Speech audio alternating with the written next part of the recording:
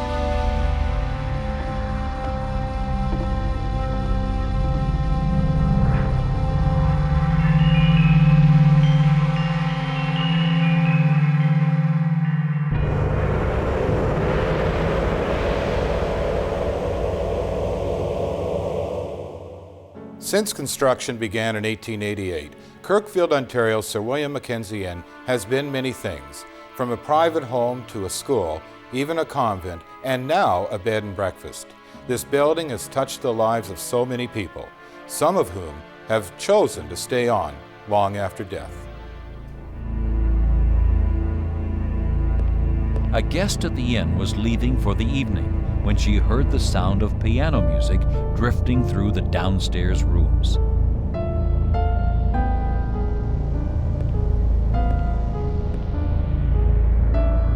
She followed the sound into the billiard parlor and heard the clack of pool balls in this otherwise empty room. Once again, she was startled to hear the sound of music, this time seeing a ghostly young girl seated at the piano. The child looked at her and quickly darted away. She was angry at the woman for interrupting her playing.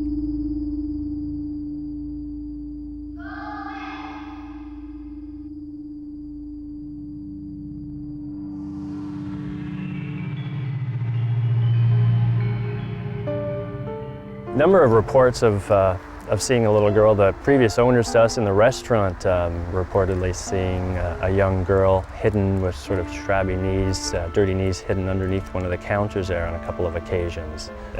In one of the closets up on the third floor where the domestic servants used to be during Mackenzie's time. And there's a very large lead-lined cistern up there that holds a whole lot of water. And a couple of different mediums had these impressions that a young girl might have been abused or drowned there, or perhaps even her body was put there after some foul play had come to her. Some people have said that they've seen a ghostly nun walking back and forth between the main residence, the inn, and the gatehouse. And of course, it was the sisters in the early 30s that put the extension on the gatehouse and built it into a two-floor building with the classrooms up there. And there's actually old original signatures on the walls up there of the tradespeople that built it. So there certainly can be a presence there, perhaps. A noted psychic was staying at the Mackenzie Inn. She was awakened with the sensation of the entire room rocking, as if shaken by giant hands. An unseen force began pulling at her bedsheets, terrifying her.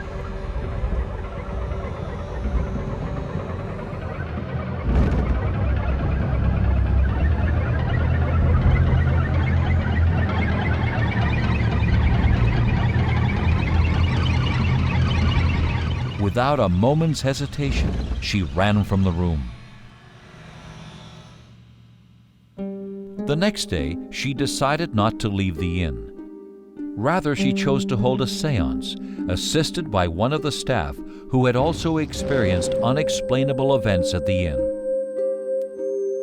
As the séance progressed, she began to make contact with spirits. The first was an entity who identified herself as Sister Mary. The psychic asked her to move on in peace, but Sister Mary refused, claiming there was work to be done and she would not leave until it was completed. As the séance continued, the psychic made contact with a second presence who identified herself as Nellie. Nellie was apparently a housekeeper at the inn during the 1800s, who stayed on because she loved the house so much.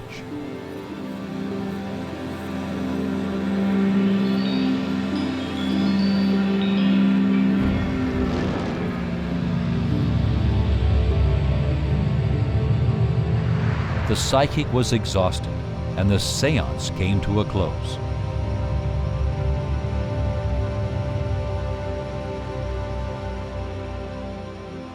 The psychic detected that Sister Mary was there protecting the little girl seen by so many. Feeling she had failed to protect her in life, she was compelled to do so in death. That night, the psychic was awakened by a blinding blue light. She didn't know what to make of it until she looked over and saw the figure of Nellie knitting peacefully. Amazingly, the psychic remained calm and felt an overwhelming sense of warmth and joy emanating from Nellie.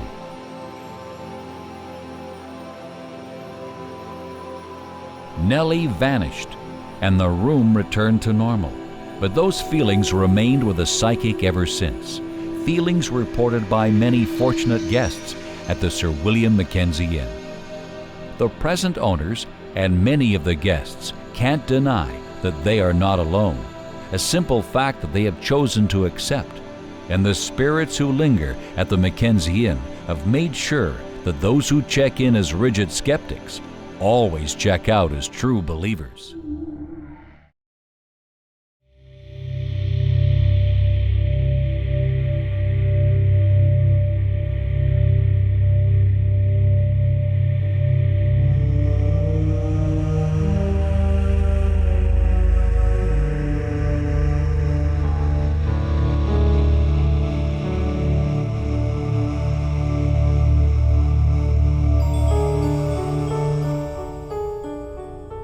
On a normal day of operation, the Cumberland Heritage Museum received some artifacts.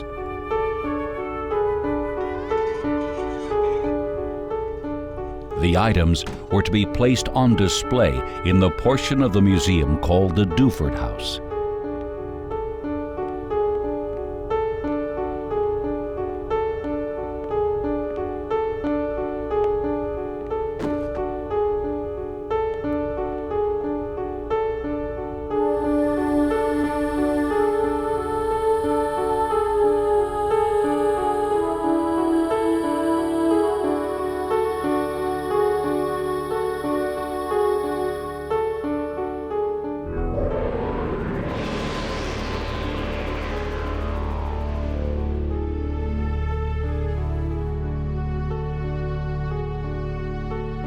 But it would seem that two of these items were ultimately not meant to be part of the exhibit.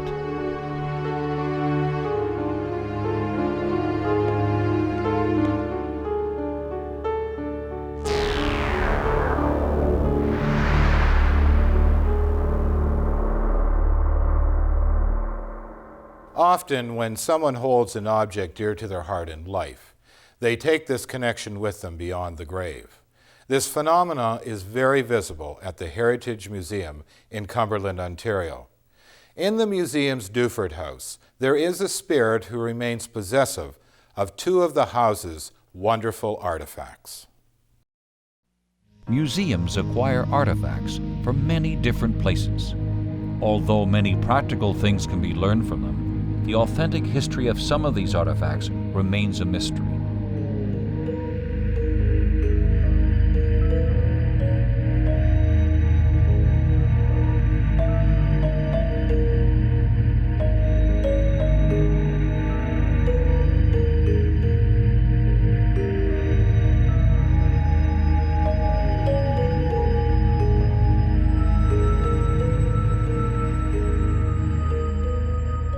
One may speculate that the little girl who once owned these dolls in her life still shares a connection with them in her death. Here at the Cumberland Heritage Museum, a lot of people feel that the Duford house is inhabited by spirits. Other fellow employees have experienced cold chills and footsteps being heard around upstairs, as well as the dolls being moved around for them as well.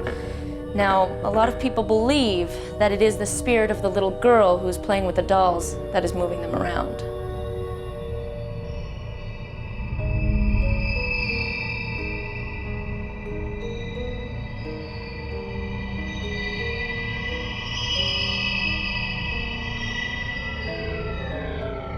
Now, my particular experience here at the Duford house was an unnerving one.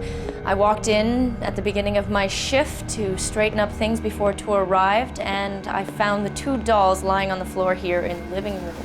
And I'm almost certain that nobody else was in the house before me, so I picked them up and I brought them back upstairs.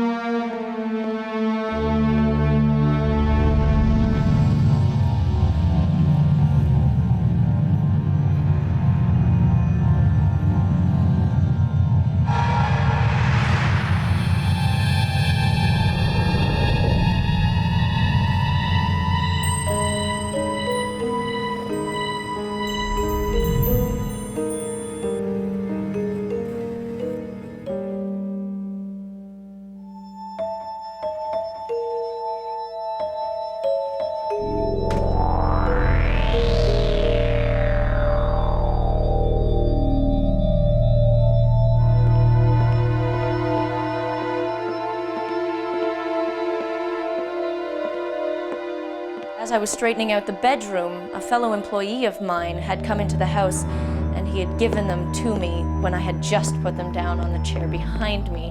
Needless to say, this disturbed me a little bit.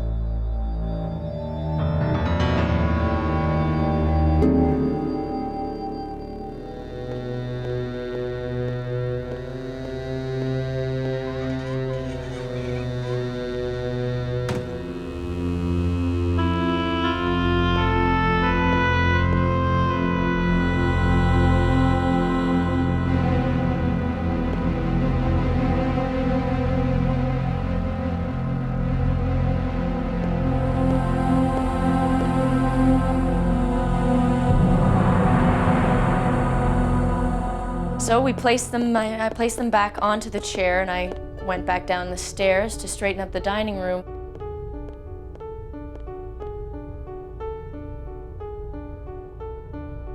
When I realized again that the dolls were there in the dining room on the buffet.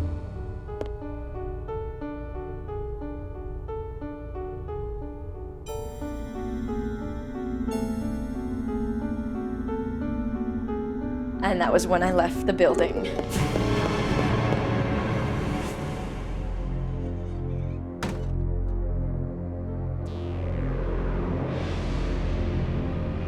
The Duford House is a recreation of life in the early 1900s. Everything in the museum is authentic turn-of-the-century fare, including the little girl who continues to play with her beloved dolls. One Halloween night, a radio station decided to stage a publicity stunt. The stunt was in keeping with the holiday theme. A member of the staff volunteered to spend the night in the allegedly haunted Firkins house. He was a skeptic and was sure that nothing would happen, but as it turned out, he was wrong. He took a quick tour of the house and decided to settle in, waiting to see if in fact any strange events were going to take place. On the table next to where he was sitting was a book on magic. As he picked it up and started to read, he felt as if he was no longer alone. He began to hear the sound of footsteps echoing through the house.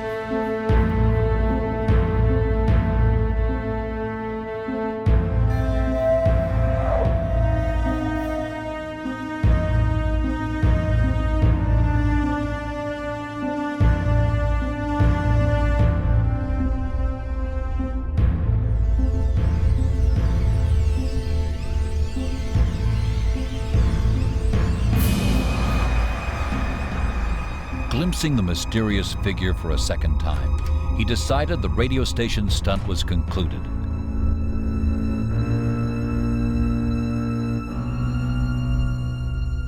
The Firkins house sits in Alberta's Fort Edmonton Park, a place where original buildings have been moved and restored. But sometimes when you move buildings, certain things have a way of coming with them. Fort Edmonton Park is Canada's largest living history museum. We depict 4 eras in time from 1846 at a Hudson's Bay fort and then on the streets of 1885, 1905, and 1920. We have historical interpreters in each of the buildings and they bring the park to life. So when you actually come into the park, you ride the train to the fort and then you experience each era and you have hands-on experiences and live life just as it would have been during those time periods. The Firkins house is now a museum at Fort Edmonton Park. But prior to this, it had been a private home. When the previous owners bought the house, it included the entire estate and some unique personal possessions. The oddest being a ventriloquist dummy owned by a boy that had died there. This dummy seemed to have a will of its own, appearing in the strangest places.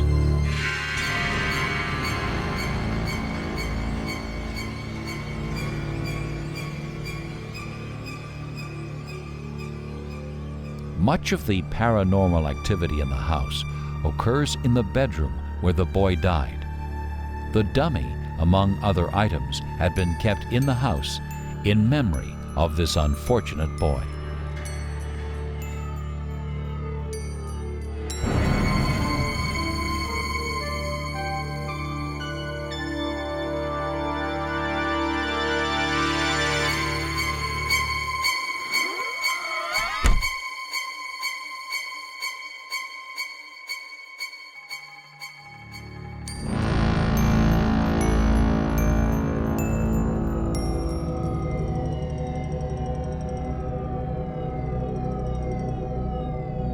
The boy had fallen ill and was confined to his room. He spent his final days practicing magic and ventriloquism. Throughout the young boy's illness, his loving mother never left his side. Eventually, the boy succumbed to his illness, and he died with his mother at his side. Their spirits linger on in the house today. Another terrifying incident took place when the owner decided to redecorate the boy's room. As she climbed the stairs, she came face to face with a pale figure blocking her passage. Slowly, she made her way up to investigate.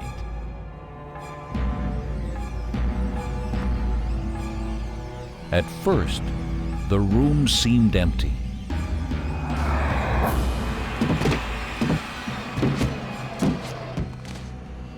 Feeling that she was in physical danger from the spirit, the terrified woman chose to donate the house to Fort Edmonton Park. To this day, paranormal researchers flock to study the Firkins house. I came here to the Firkins house at night to take some photographs. I felt a continuous sense of my every move being watched by someone.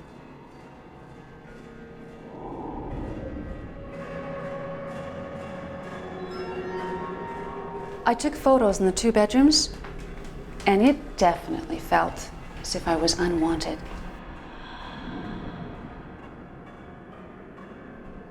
Downstairs, I felt I was being watched, but not in general. More like someone was actually in the room with me.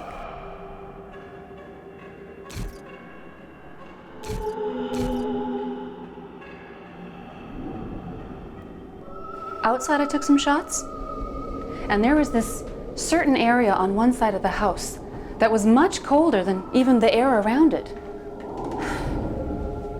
And when I took a photograph of the window from the woman's bedroom, the light was on, and the curtain seemed to be pulled back. When I got the film developed, I was surprised by it. There were these strange balls of light in some of the rooms. It was though the film somehow managed to capture the image of the spirits in this house. I will never forget the feeling of being watched from that upstairs window. Even though the Firkins house has been uprooted from its original foundation, the spirits still feel it is their home. Consider this: the next time you're moving a house, you may be moving more than just plaster and nails. There is an abandoned railway tunnel in Niagara Falls which has a special significance. It is the birthplace of an infamous urban legend.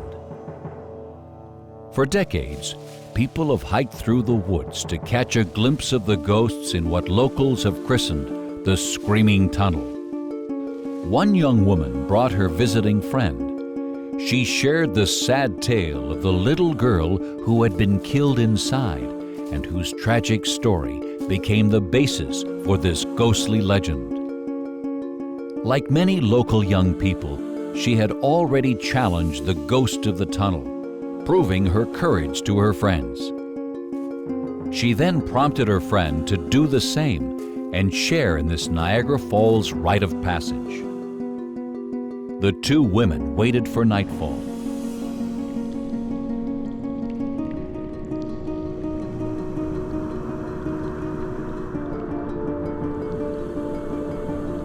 At midnight, they returned. The local explained to her friend that for everything to work, she would have to stand in the tunnel and light a wooden match, but she had to do it alone.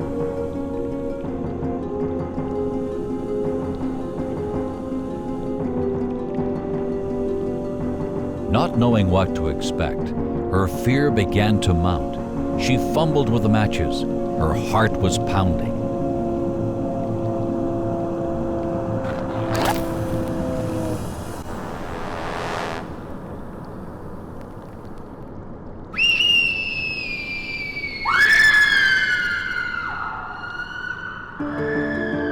Her friend raced in, only to find her shaking in terror.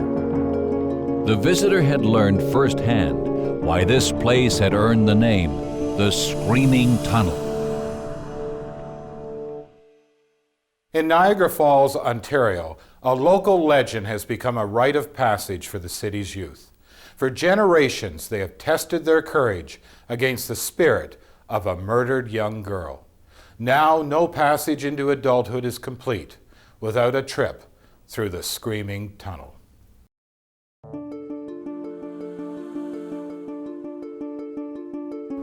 The tunnel has lots of mystery and legend. The tunnel itself was built just before the outbreak of World War I. When funds fell through and they were having financial difficulties, all plans had to be scrapped, including the tunnel here. It was just left unused. There is the infamous legend here of the girl who brutally died in the tunnel. According to legend, the little girl had been forced to flee from her psychopathic father. He had just lost a bitter custody battle and, in a fit of rage, had burnt down their house. Get back here! Narrowly escaping the fire, the little girl tried desperately to get away. Where do you go? She ran as fast as she could through the woods near her home, but every time she stopped for breath, she could hear her father coming up behind her. He was closing in quickly. Where are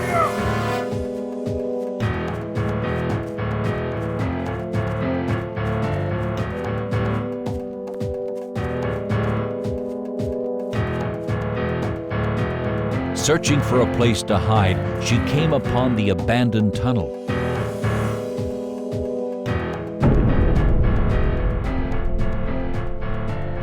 In terror, she ran into the darkness, hoping the shadows would conceal her. But there was no hiding from her deranged father. He followed her into the tunnel.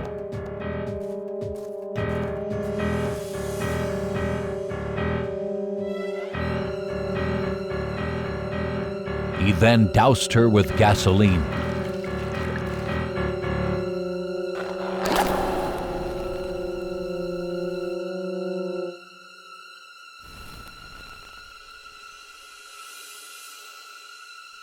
And in one horrible final moment, burned her alive.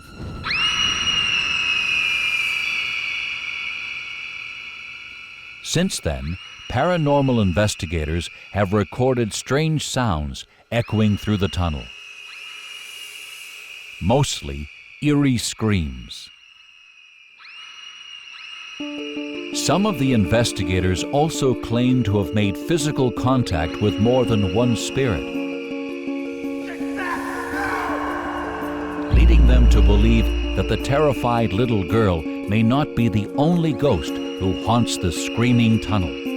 They say that at midnight you can come here to the tunnel, stand right in the center of it, bring matches. They say that they have to be wooden matches, you can't use a lighter. And when you strike the match, you hold it up, and you're supposed to hear a scream, immediately followed by the match burning out. The same local resident and her friend bravely returned to see if they could repeat their earlier experience.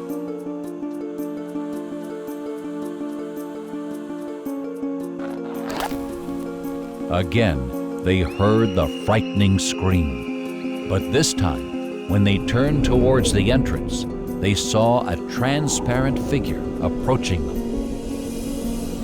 It is believed that the little girl's father is one of the other ghosts in the tunnel.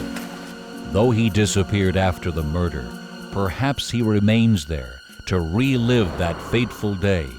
Or maybe he is looking for more victims. Local legend says that if he actually reaches someone inside, they will die instantly. Not wishing to test the myth, the two girls fled. But many others come every day, brave souls willing to challenge the spirits of the screaming tunnel.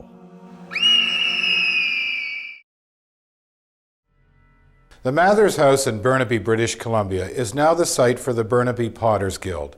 This historic house was once home to a religious group.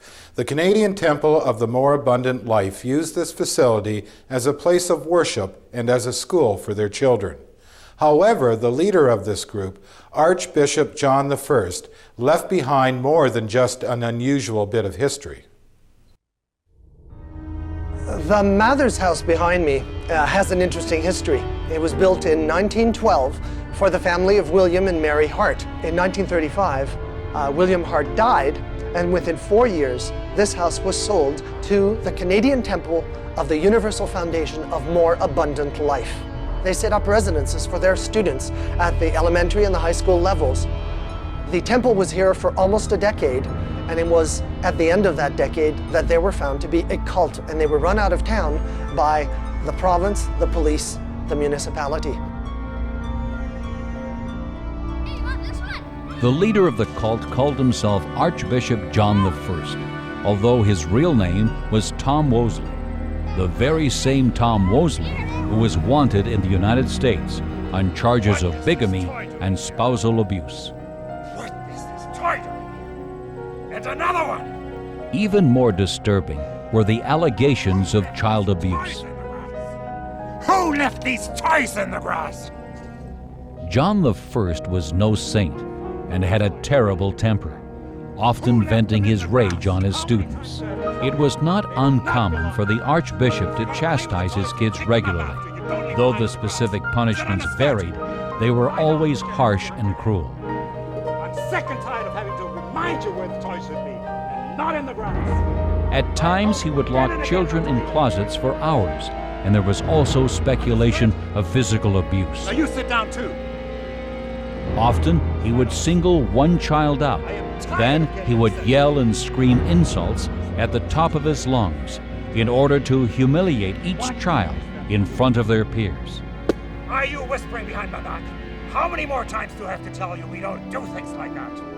Other than leaving a very dark mark on this house and the people who lived here under his severe discipline, Tom Wosley has disappeared from history after having been run out of town. However, children who had become victim to his humiliating acts still seem unable to sever their terrifying bonds with this place. We're not going to have any more of this, are we? Are we? There were many allegations of Archbishop John I manifesting his temper against the children who were the residents in these houses, where for even minor misdemeanors, the children were locked up in closets for many hours at a time without any contact. This may explain some of the phenomenon here. On one occasion, a maintenance man came to work. Upon entering the building, he found a misplaced toy. As he continued down the hallway, he found another. Finding these items strewn about seemed peculiar to him, since there were no children around. Inside another room, the maintenance man heard a rustling sound coming from the closet. Suddenly, the toy he was holding was snatched out of one hand, and then the other. The man stood there dumbfounded when he heard the rustling again. The noise grew louder. The man slowly and carefully walked towards the closet and peeked inside. He saw the figure of a young boy. The young spirit was obviously disturbed by the maintenance man's presence and made it abundantly clear he did not want him there.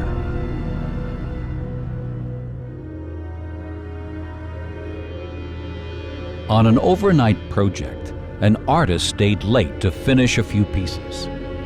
As she glazed her pot, she heard thumping coming from behind the door. But when she stopped to listen, she couldn't hear it anymore.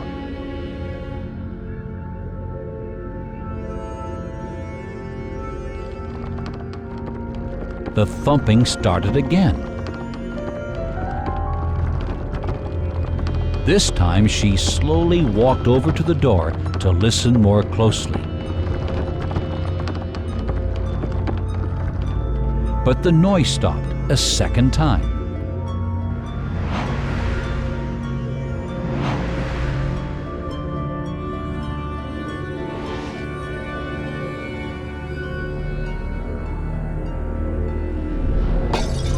She was startled when one of the ceramic pieces crashed down to the floor. And then another. The woman saw the young, ghostly figure destroying her work. She turned and struggled with the door, Someone or something was preventing her from escaping that room. Finally, the door came loose and she ran from the room. This was by far the most terrifying experience of her life. The Mathers house seems to be home to many tormented children. Perhaps those who had been abused and victimized in the Archbishop's so-called religious cult have returned to relive their childhoods without persecution, but this time exercising their vengeance on anyone who enters the building. The Marr residence in Saskatoon is a museum and meeting center, but after hours it takes on a life of its own as home to an array of spirits. A staff member had stayed late, finishing notes after a board meeting.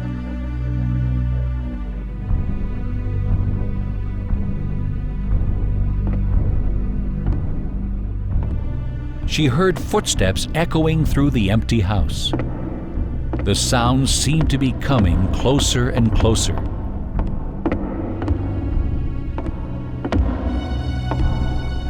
She was shocked when a man stepped into the doorway.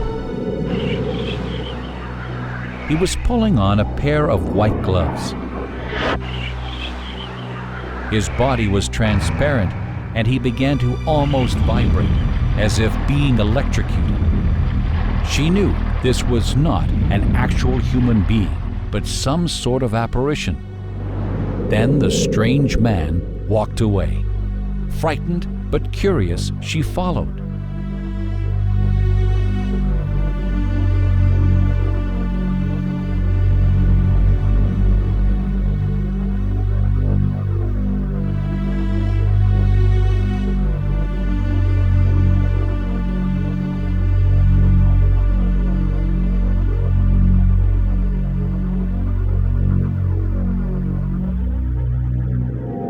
Entering the downstairs parlor, she found herself surrounded by floating orbs of light.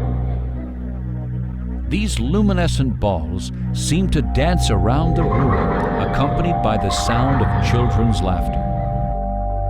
The mysterious lights fascinated her, and for a moment she forgot her fears.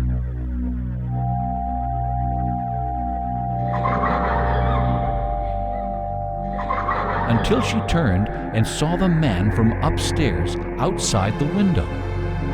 His expressionless stare sent a shiver up her spine. And as her terror intensified, she ran away in fear. Saskatoon's Marr residence is one of the most unique and historically important houses in Saskatchewan. It is also haunted. Ironically, this very small home houses 3 distinct and separate ghostly entities. The Marr is the oldest house in Saskatoon that's still on its original site. It was built in 1884, and the city acquired it in 1979, and it became a designated heritage property and is now open to the public for programming.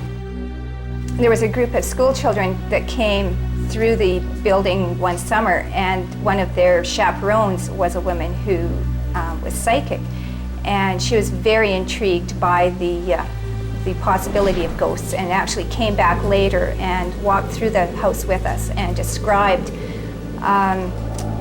the various presences, including the fellow in the upstairs bedroom. She said he was a fairly reclusive sort, spent a lot of time in his room reading. He worked at a business that required him to do record keeping, and he was very proud of his penmanship, and he was very vain about his hands, and he always wore gloves on his hands whenever he went outside. The antique desk that was once in the upstairs bedroom is now displayed in the parlor. This may explain why the ghost has begun to appear downstairs. For a quiet, educated man, this writing table was most likely where he felt at home. Following a function, another staff member heard sounds coming from the parlor. She saw a young man sitting at the desk.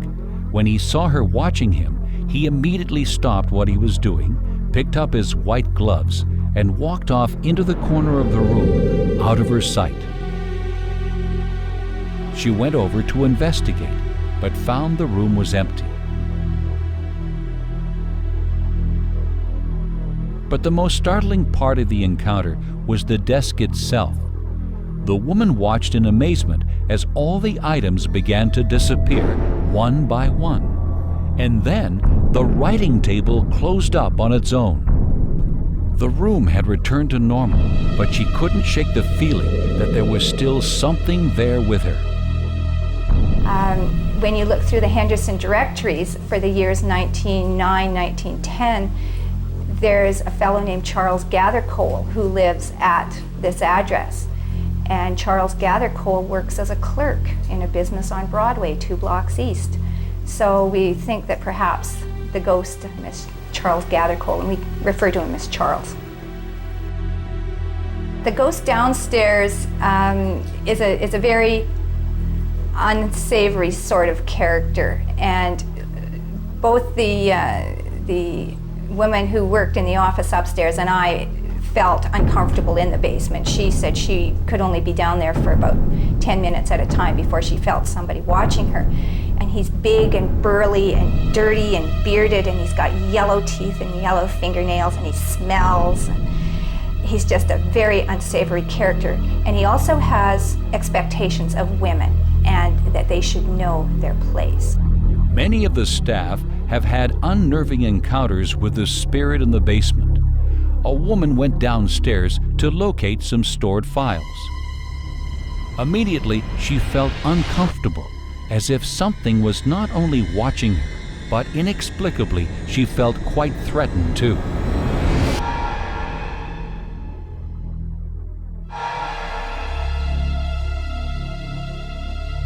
Something began to pull at her purse. Some invisible, malevolent force was trying to take it from her. She held on tightly to the bag, and for a moment her unseen attacker relented. Then an imperceptible energy pushed her against the wall, almost knocking her to the floor. Terrified, she ran upstairs and has never returned. No one knows who this malicious spirit could be, or why he seems to have such a disdain for women. The third paranormal being at the Marr residence is in sharp contrast to the dark, evil entity in the basement. Passers-by often report mysterious flickering lights in the windows. This phenomenon is known as sprites or pixie lights. Employees have witnessed these lights on several occasions. They report seeing small glowing orbs that float through the rooms in an almost playful fashion. Some staff members were convinced that if you stared directly into the orbs, you could catch quick glimpses of children and hear the sounds of their laughter. These mysterious lights, also known as dead man's candles, are most often seen in cemeteries. Native Indian legend suggests they were there to guide the recently deceased through limbo and onto the other side. Perhaps before the Saskatoon area was settled by Europeans, Indigenous people used this spot as a burial ground. The ghosts of the historic Marr residence are truly a unique combination. Trapped in this small space are childlike balls of light, a quiet, solitary man, and an embittered brute that dwells in the basement. Why such a diverse group of spirits have chosen to share this home remains a mystery. Perhaps the floating orbs are really mystic guides trying to lead the other two souls beyond the confines of Earth and into the freedom of the afterlife.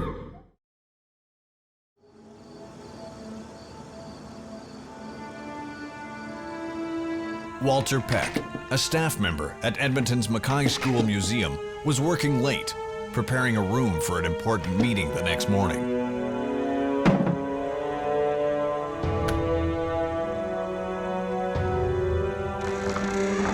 Satisfied with his work, Peck locked up the meeting room and began to leave.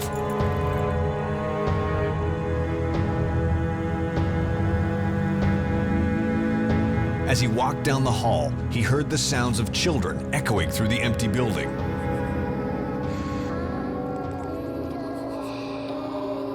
The sounds grew louder and closer until it seemed to surround him.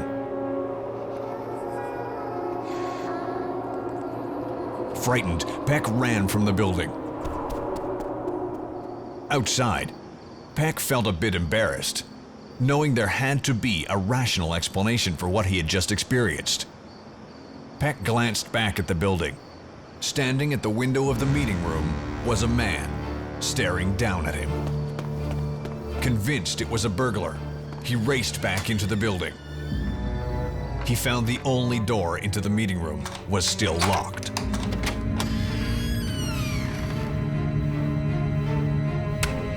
Yet somehow, his carefully set up room had been reduced to a shambles.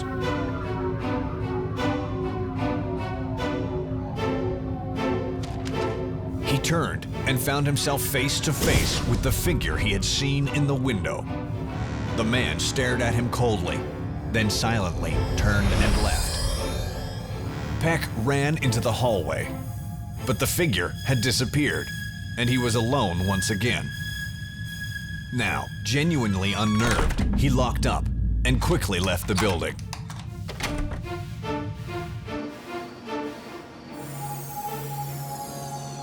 This would not be Walter Peck's last encounter with the mysterious gentleman. Edmonton, Alberta's Mackay Avenue School Museum chronicles the long history of both the city and the building. But this is a museum where the past literally comes to life. The staff and visitors report an astonishing array of unexplained activity. None doubt that they share these halls with the spirits of long ago. The Mackay Avenue School building has been many different things. It was once the site of Alberta's first legislature, and now houses a museum and provincial archives. But its time as a school may have left the greatest imprint on the building, as voices from that era still echo through its empty classrooms. The Mackay School goes back to the early 1900s, and I believe that the history that is in this building has led to many of its current hauntings. The kids that went to the school and some of the workers who worked on its original construction and some of them who died obviously are remaining behind at the school, probably just to make sure that their school stays intact. Longtime staff member Lisa Traeger, working late one night, had a mysterious encounter with one of the building's former students. She saw a child wearing an old-fashioned school uniform staring at her. The boy ran off. Traeger was convinced the boy had somehow wandered into the building, so she followed him.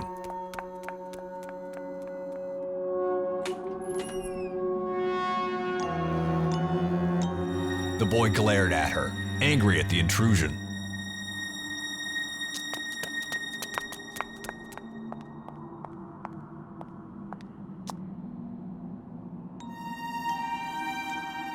Her efforts to catch the boy proved futile, as if he could predict her every move.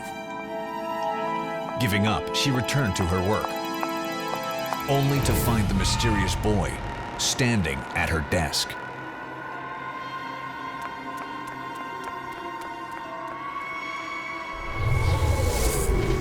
Her search turned into an eerie game of hide and seek, but the boy almost seemed to disappear and reappear at will.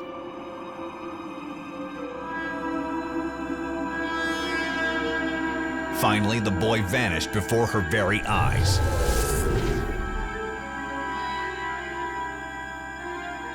Shaken, she returned to her desk, only to discover her computer and paperwork strewn around the room. It looked as if a tornado had struck, or an angry child. Other members of the staff have investigated the phenomena and discovered clues to at least one spirit's identity. I've been here since October 1984. And the building I work in is haunted because a lot of people have had different and unexplained experiences, including myself. Well, there's been many nights with the Ouija board, and the very first time with the Ouija board, I made contact with a fella, and he identified himself as Peter.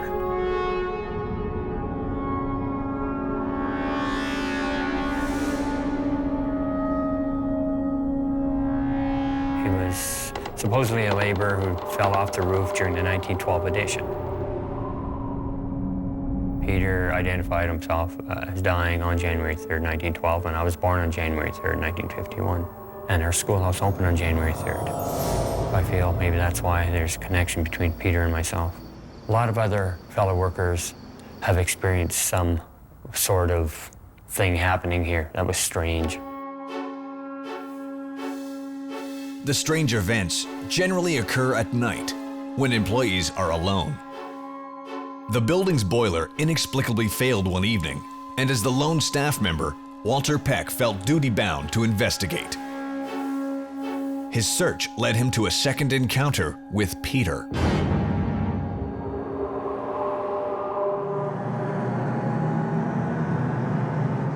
Peck has since moved on to a new position and declined to be interviewed about his experiences.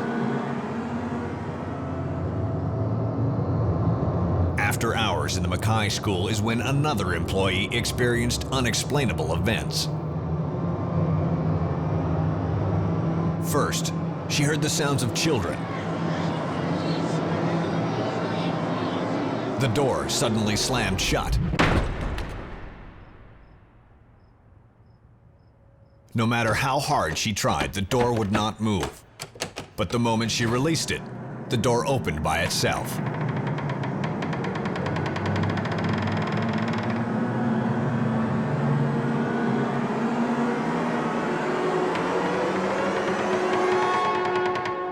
As she made her way out of the building, the sounds of children surrounded her.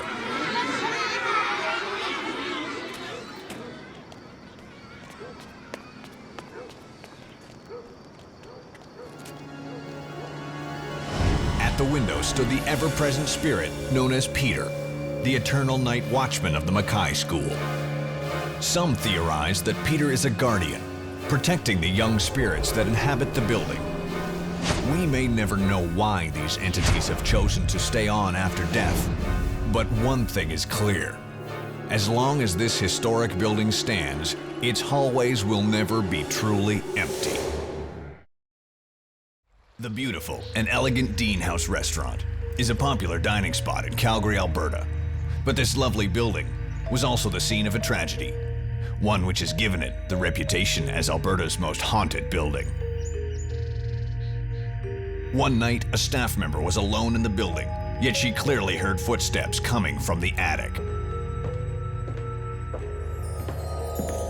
The footsteps ended, replaced by the soft notes of a piano.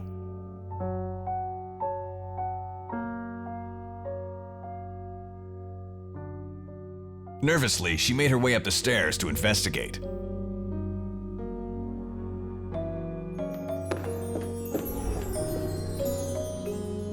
She entered the upstairs parlor, but the room was empty.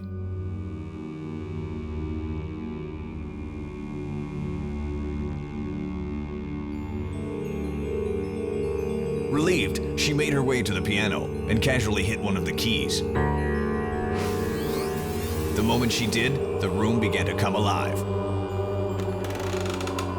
A rocking chair began to slowly move on its own. She reached out to steady the chair, but the rocking stopped before she could touch it. Then she saw a crimson stain on the floor.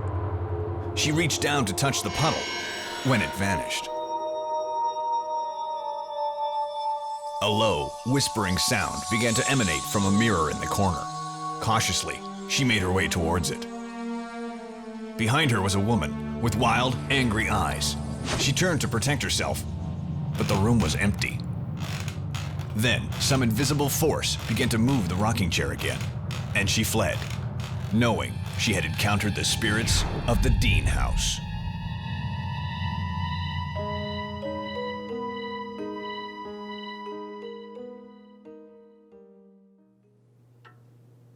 Calgary, Alberta's Dean House restaurant is located in Fort Calgary, where the city's history is celebrated. But the Dean House itself has a very different past, one which may be better left forgotten. When night falls, its dark past sometimes comes to life. The Dean House was built by the last serving superintendent of the Calgary Barracks, Captain Richard Burton Dean, and he moved into the house in 1906 and lived in the house until 1914. The house is currently operated by the Fort Calgary Preservation Society as a restaurant. There are stories about hearing footsteps.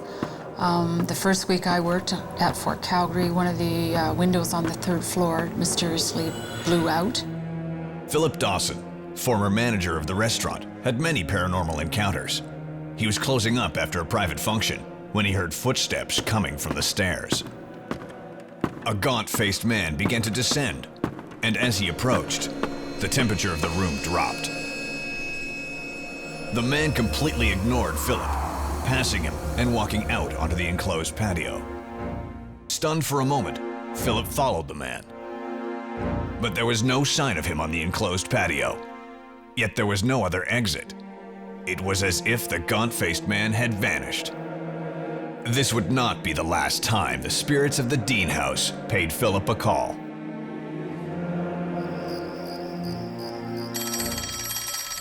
On another occasion, he distinctly heard a phone ringing in the building's parlor. The only phone in that room is an antique, yet it was ringing, in spite of not being connected to the wall. Then the gaunt-faced man appeared again, standing in the doorway, staring at Philip, who was frozen in fear. The figure walked away, and the phone began to ring again, a call Philip chose not to accept.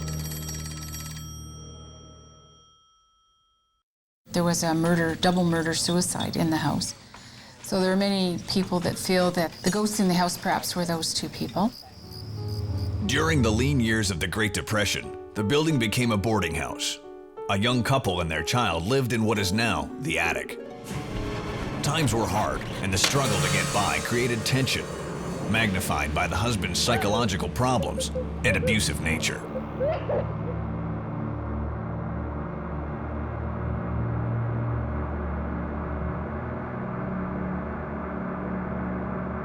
The husband's behavior became more and more erratic until finally, one night, his inner demons took control.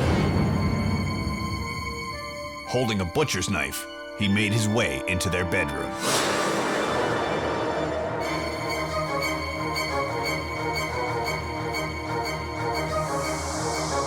He slashed his wife repeatedly and left her mutilated body on the bed. Consumed with guilt, he used the same knife to slash his own wrists. In the morning, it was their child who came upon the gruesome aftermath. She survived the experience physically, but psychologically, it destroyed her. The brutal acts committed here may have left a permanent imprint on the house. The spirits of the family may be trapped within its walls forever, each in their own personal hell. There are reports of a ghost child, an innocent and tragic figure seen hiding in and around the attic. Perhaps this is the daughter, trapped here with her parents.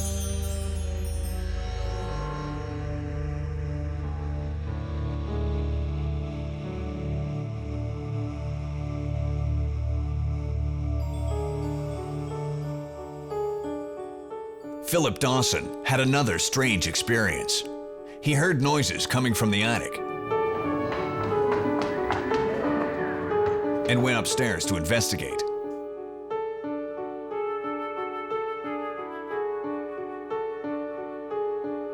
Upon entering the attic, he saw a child, dressed in clothing from a bygone era. She saw him and did not take kindly to his presence. She raced at him, only to disappear mere inches away. To this day, Philip refuses to enter the attic of the Dean House.